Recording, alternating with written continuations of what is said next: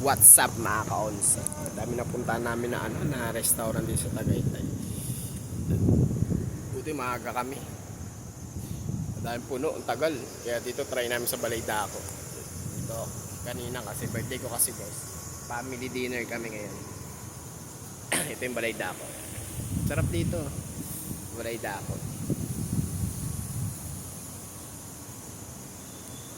Balay Dako means Ilocano. Ilocano dito, mga Ilocano. Diba? Namin dito kasi kanina naman, mga friends naman. Nag-birthday tayo sa mga friends natin. Pero treat nila yun. Dito tayo sa Balay Dako mag-dinner. Family naman guys. Family birthday dinner ko naman ngayon. August 25. Yan Balay Dako. Ano? Diba? Tagal na ako din nakapunta dito Balay Dako. Diba? Ganda. Balay Dako.